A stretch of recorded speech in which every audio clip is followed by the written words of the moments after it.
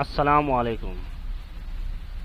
Practice यानी कि मश्क करने वाले हैं हम इंट्रोगेटिव यानी कि छोटे सवालिया जुमले, नॉन एक्शन जिसमें वर्ब का इस्तेमाल ना किया जाए। इस्तेमाल करने वाले हैं एम इज़ आर प्रेजेंट के हिसाब से। यहाँ पर हम इस्तेमाल करेंगे इज़ इट।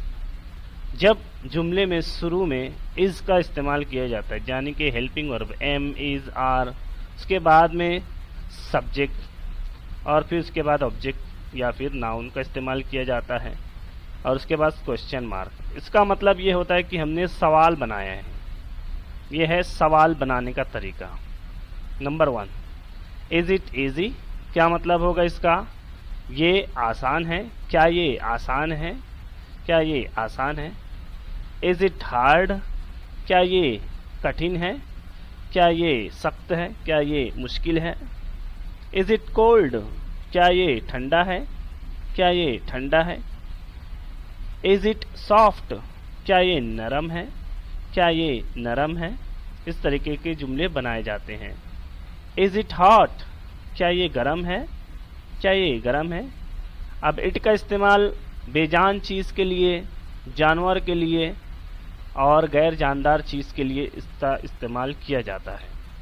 इसमें बहुत सारी चीज़ें आती है। ठीक है, अगला देखते हैं। Number 6, is it your bag. क्या ये आपका बैग है?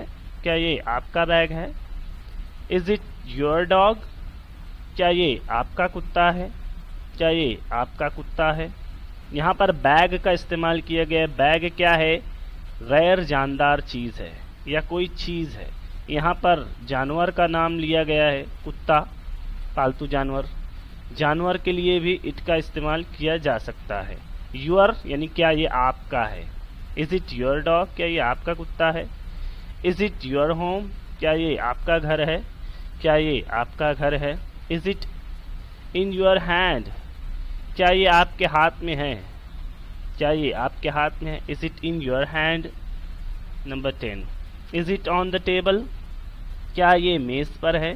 क्या ये मेज़ पर है? अब यहाँ पर ऑन द टेबल मेज़ पर है। अब वो क्या चीज़ है? वो कोई चीज़ हो सकती है, कोई सामान हो सकता है, मोबाइल हो सकता है, कंप्यूटर हो सकता है और कोई भी चीज़ हो सकती है, किताब, ब्याज, पेन, पेंसिल, बहुत सारी चीज़ें। हम कोई भी चीज़ को नाम ना लेते हुए उस चीज़ को कहेंगे कि ये चीज़ वहाँ पर है। अब वहाँ पर टेबल पर है, हम उसको इसकी जगह टेबल की जगह